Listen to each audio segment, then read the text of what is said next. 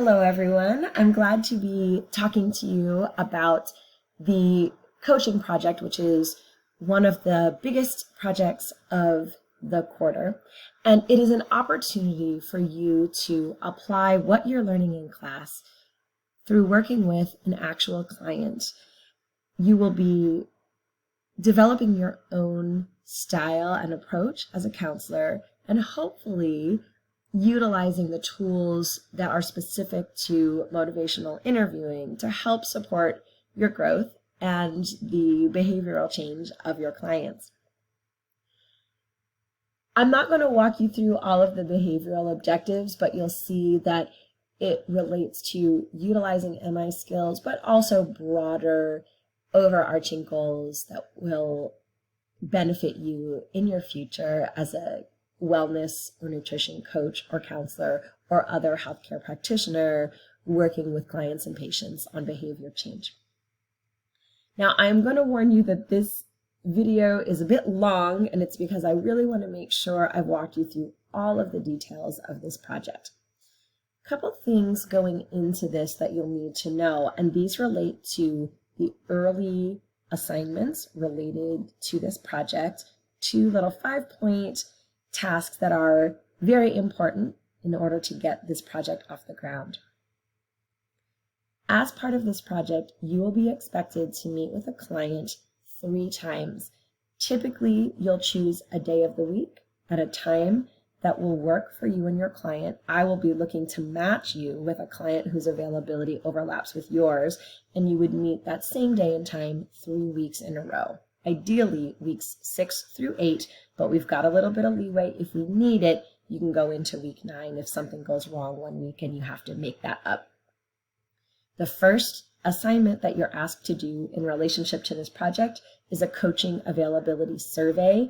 It's a doodle poll where you are asked to identify as many different times as possible when you might be available to meet over Zoom with your client. So of course you'll need to schedule around classes and work and any other commitments, but I hope that you will identify at least 5 different times throughout the week when you could meet with your client. And the poll is set up that you just choose all the dates in that 1 week, and those would be the first time you would meet. But for instance, if you say you're available on Mondays at 9, then the idea would be, even though you're only clicking that one Monday date, that you would continue to make yourself available on Mondays at 9 for the following 2 weeks as well. The second mini assignment is something I'm doing specifically this quarter, and that is to ask you to identify a volunteer who would potentially be willing to serve as one of our clients if needed. Typically, most of our clients come from the Cal Poly community. Faculty, staff, and students are invited.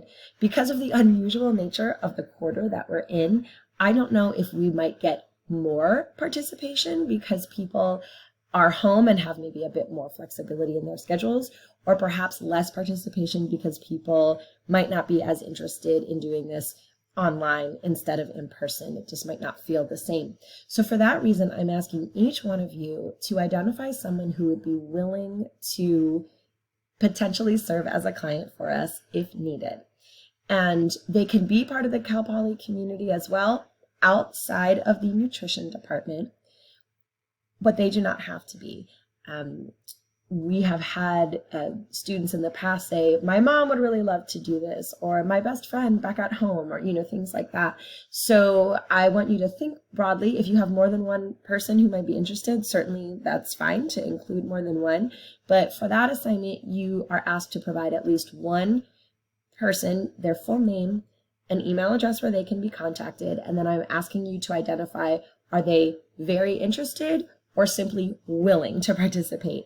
Hopefully we're not going to need to utilize people outside of the Cal Poly community or people outside of those who sign up in our standard format, but if they do, I of course will start by asking those who are specifically interested as opposed to the people who are just willing. But this way, everyone can get points if you can find at least one person who says, I'll do it if I need to. And of course, again, I will first only reach out to the people who are specifically highly interested.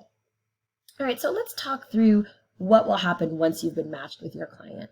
You can read this line by line later. I'm just going to give you the broad strokes. The first thing will be that you'll connect with your client. They will have already received some information from me, including a questionnaire that I ask them to fill out, so you have a bit of information about their needs and interests before your first session.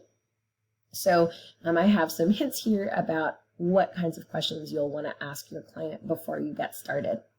You'll then be meeting with your client 3 different times, and I already kind of talked about that schedule. During the second of the 3 sessions, you need to conduct data collection regarding their current food intake. Most of you have probably heard about 24-hour recalls. We will practice doing those or similar food intakes before week 6, so you'll be ready to do this well before that second session. Also, over the course of these 3 sessions, you will be asked to provide at least 3 different handouts or education materials, and I have some tips here about resources where you might want to find those handouts, and I also will be posting, there's some already posted on our course page, and I actually have some more that were provided last quarter that I'm going to add as well. After both of the first 2 sessions, you will be meeting with me briefly over Zoom to discuss your work with the client. That way I can provide some guidance or answer questions for you in your continued work with the client. And then after the 3rd session, you will provide a written reflection and self-assessment.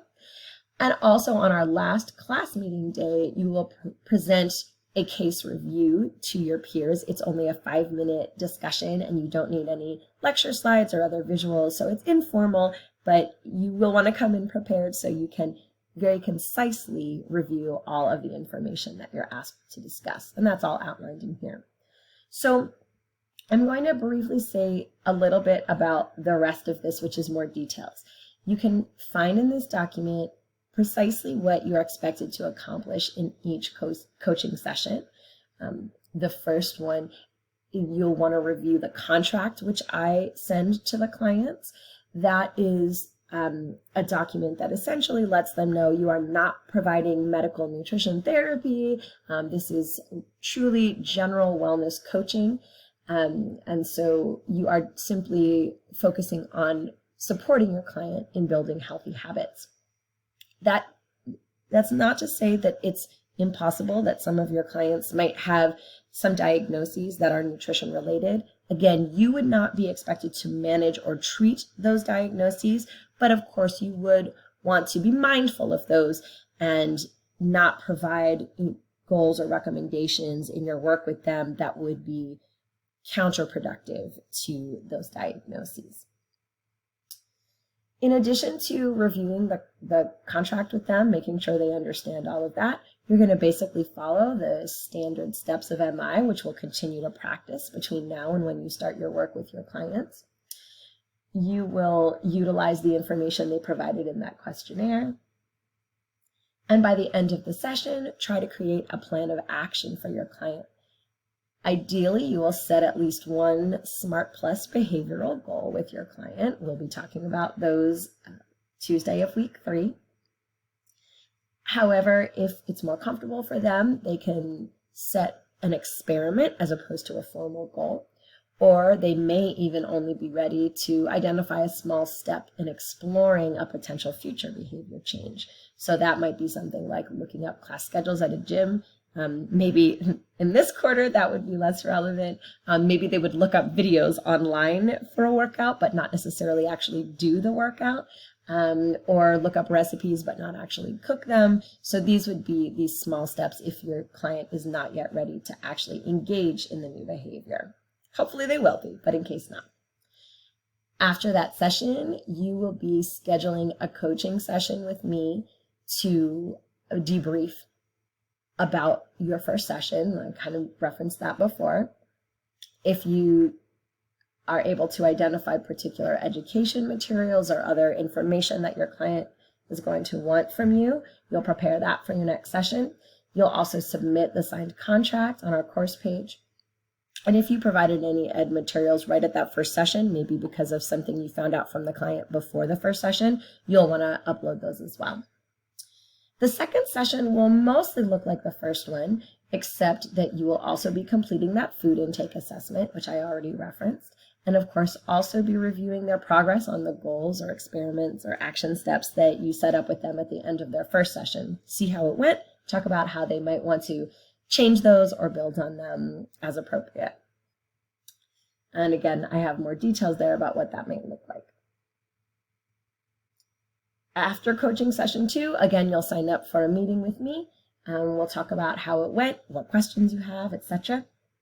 Once more, you'll look for any education materials that your client might benefit from at your next session. You will also do an assessment of their food intake. So when you did that 24-hour recall or usual food intake, you're going to assess their intake in comparison to their needs. Now you have different options. You can just use the myplate.gov website, look at their overall calorie needs and see how that compares to their intake when it comes to how much they're consuming from each of the different food groups. You could use the dietary exchange system or the DASH eating plan. In the exchange system, I know they do that in some of the clinical sections, but I'm not sure which of you have had those classes or not. I know it will vary. You are also able to, sorry, and there's a note here about, don't forget about their activity factor.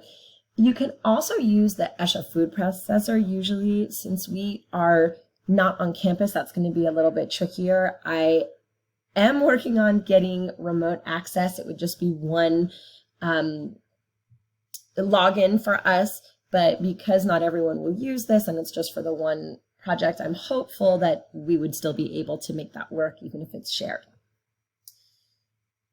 I have some more details here about what you want to make sure you upload to the course page. Basically, I want to see what they were eating, what their needs were, and how that compared to what was provided by their intake. And again, depending on what format you use, it might be just big picture, like total energy intake and food group intake, or it might be more specific. If you are able to use food processor and you choose to do that, you can get of course, into the nitty gritty. You can print off the bar graph report, and then we'll see all their micronutrient intake.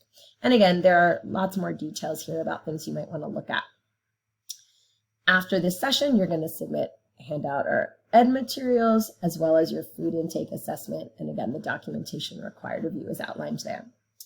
Then in your final session, you will, with permission from your client, provide some feedback and education regarding your assessment findings so they can understand for themselves how their intake compares to their needs. You will again see how they've been doing in terms of making progress toward goals, and consider potential next steps now that your coaching sessions are ending. Will they want to continue with the same behavior changes? Will they want to kind of increase their